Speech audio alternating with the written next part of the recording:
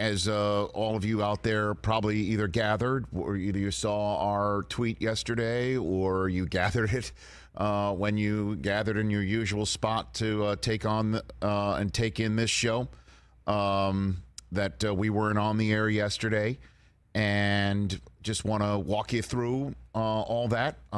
We here in Los Angeles, California, are under what is a nightly curfew now. Many parts of this great city receiving alerts on our phones every night now that let us know that we need to be staying at home. And the reason why is there's a lot of looting going on in our great city. There's a lot of civil unrest going on.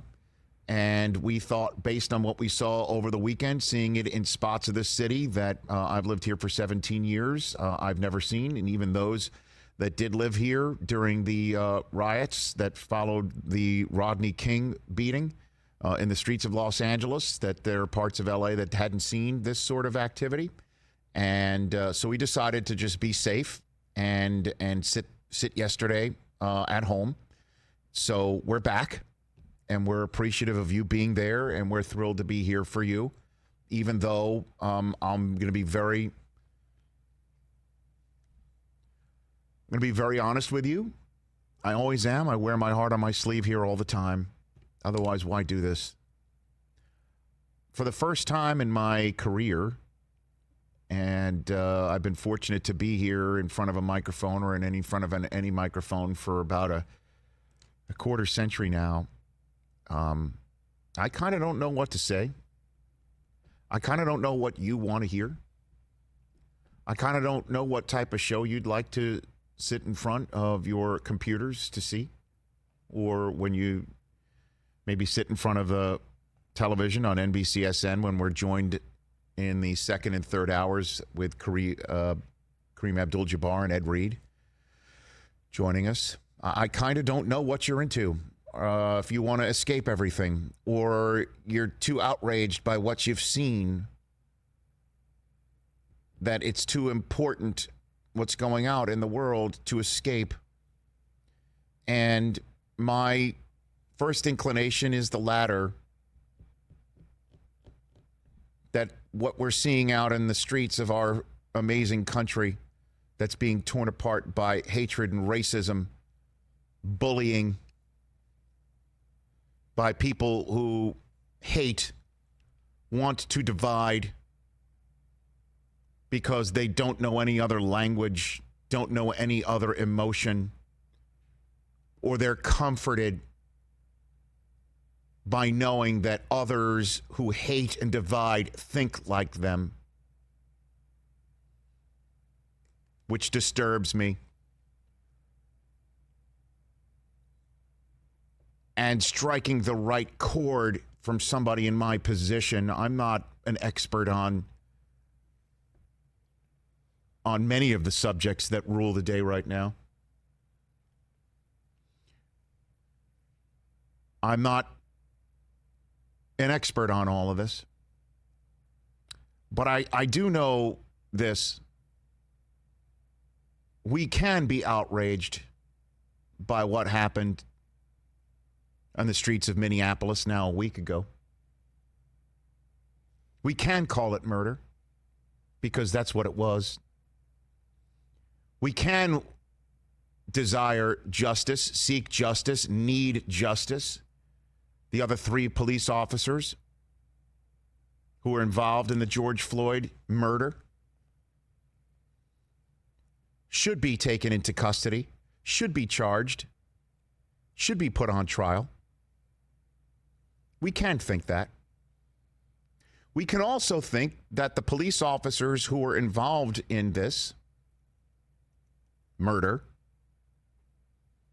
are outliers, that there are many excellent police officers out there, and even though what we're seeing on our Twitter feed, which outrages, what we're seeing in streets of this great country, where peaceful protests are escalated by the activity of law enforcement, We could sit here and think that that's the norm.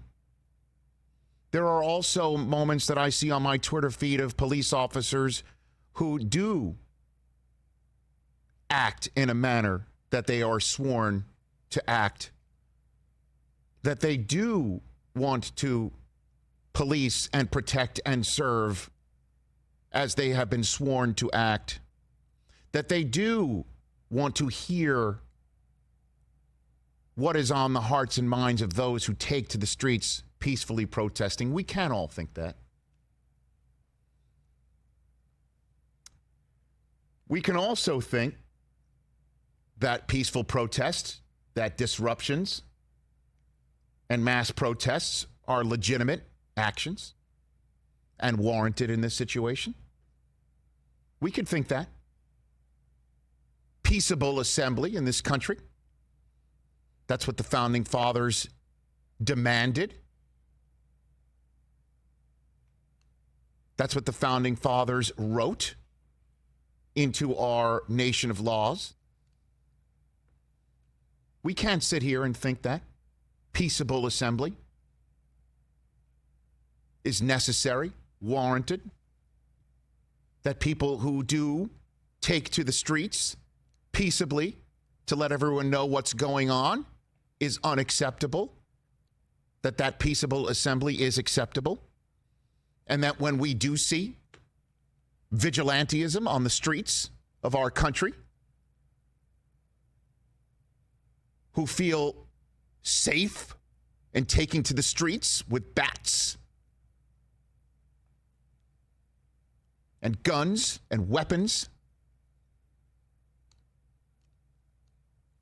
we can sit here and think that that is unlawful.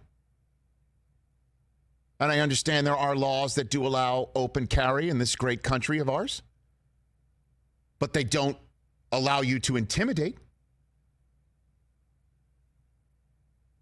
And that the people who peaceably assemble in the streets aren't asking to be run over by cars or threatened. We can also think that looting and burning businesses is reprehensible, and people who do that should be taken into account, arrested, and also should go to jail. We can sit here and think that looting and taking advantage of a rightful cause is reprehensible, and they should be prosecuted to the fullest extent of the law in an equally in a justice system where it is all applied equally. We can't sit here and be outraged by that and sit here and think that this is actually feeding the fire of all those that I said at the very top are, in fact, rooting for there to be a problem on the streets so they can go and bust skulls and have the political cover for it. We can sit here and think that peaceable assembly is undercut by those who take advantage of it. The bad actors that are out there. I'm scared. I'm not going to lie. I'm scared. I'm scared for my family. I'm scared for my children. I'm scared for this country. I'm scared for the way that we are treating one another. Or how comfortable people are treating people with a lack of empathy and respect. We have lost the value of empathy. The concept of empathy and sympathy in this country in some parts is viewed as weak. And I say to people who say that, no, you are weak because you can't extend a hand. You are weak if you go out on the streets and say, I'm going to bust some skulls today because I feel angry, I feel repressed, even though you have basically, by the color of your skin, a leg up in this country. I say you are weak. And it pains me to have this sort of anger. I sat here in this chair in December, and I retweeted it over the weekend when my dad passed away. God rest his soul. asking everybody to pull together, reach out, love. So damn tough about it. Looking at the color of somebody's skin and thinking they're less than. Who the hell are you? It's a human being we're talking about. It bleeds and loves and wants and desires just like everybody else. How tough is it to ask somebody, what's on your mind? How can I help? How can I be a part of the solution?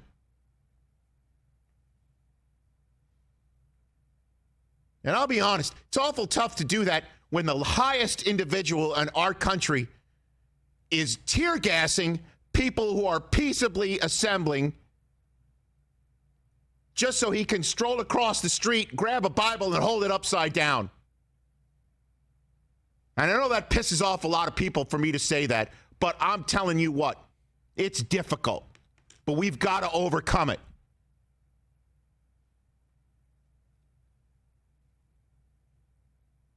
People at the highest levels have to go and say, what is on your mind? What can we do to help? We know you're pissed that a cop, somebody who was ordained by a municipality in this country, took a knee and put it on the neck of an individual for 9 minutes.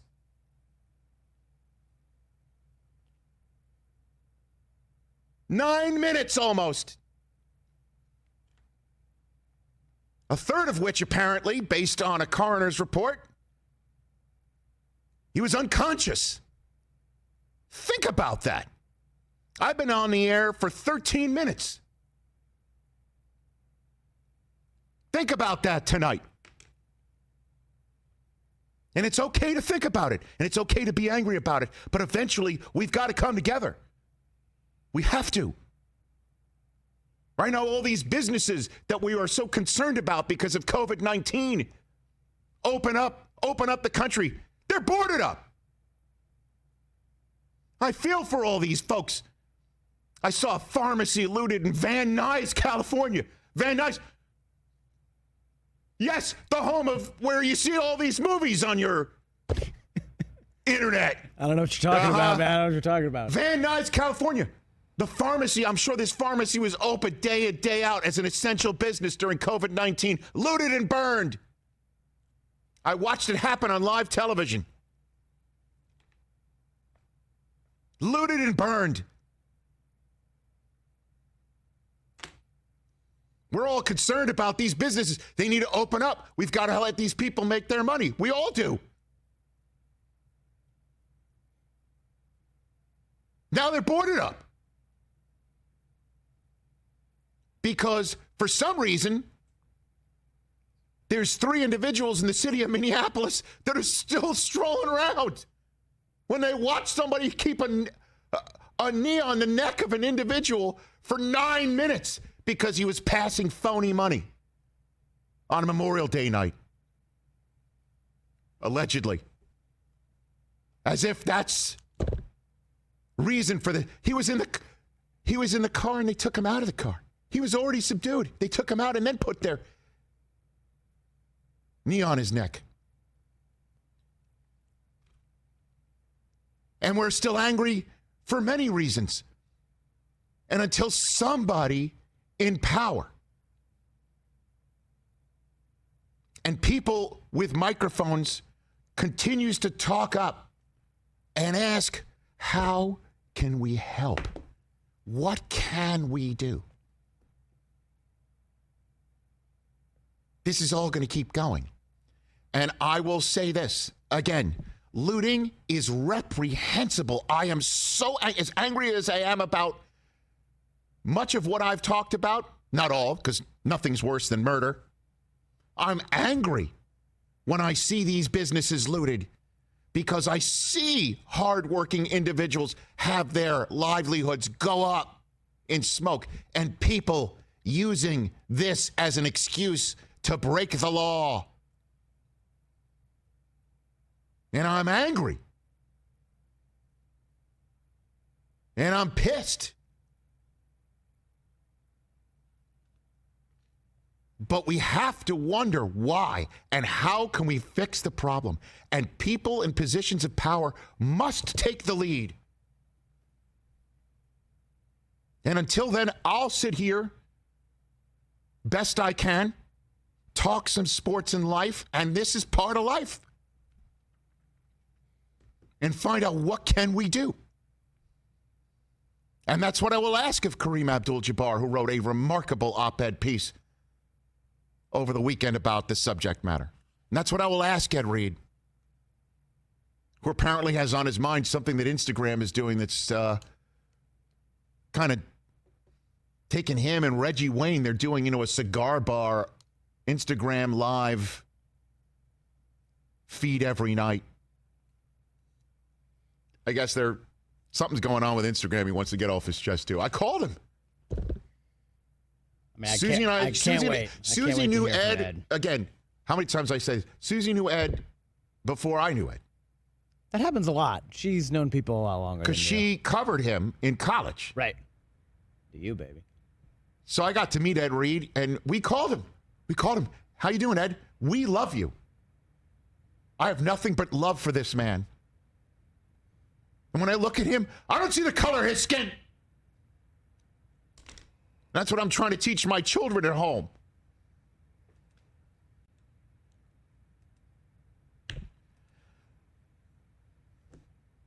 So I don't know if everybody out there in YouTube land who just heard all that, or Sirius XM who just heard all that, that's what you wanted to hear today. But I had to say it. Sitting at home, seeing my country go up in smoke.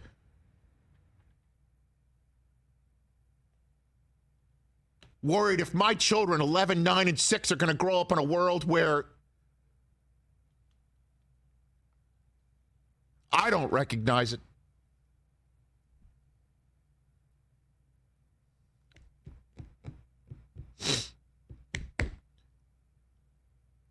One of the things we'll ask Kareem as well is the passing of Wes Unseld, who passed away today. He was 74. Well, his name was mentioned quite a bit last October, too, because the great city of Washington, D.C., that had military helicopters over it last night, and a general in fatigue strolling the street like it's a movie.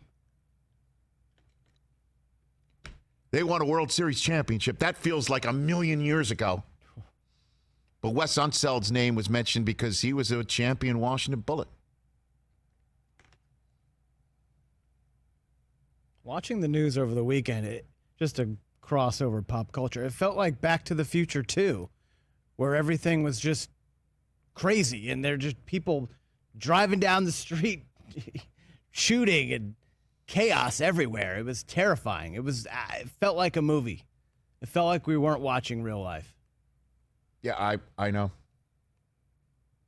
And I just don't know, again, about what people are interested in hearing or not.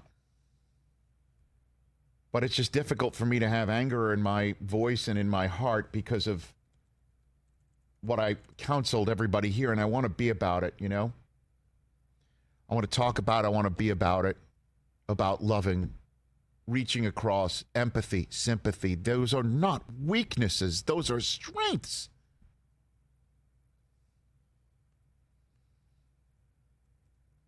Those are strengths. That's what I want you to teach your little boy. I've been thinking about it a lot over the weekend. I mean, has just real brief, has fatherhood changed the way you look at this stuff? No question. No question. Not that you'd think, other. No, definitely. But, I was the guy who, said, be strong, do it yourself. You don't have to rely on people. People should take care of themselves first and foremost. And I think in the last 3 months, I've really changed the way. It's really just, again, I'm just wanted to speak from the heart to start this show.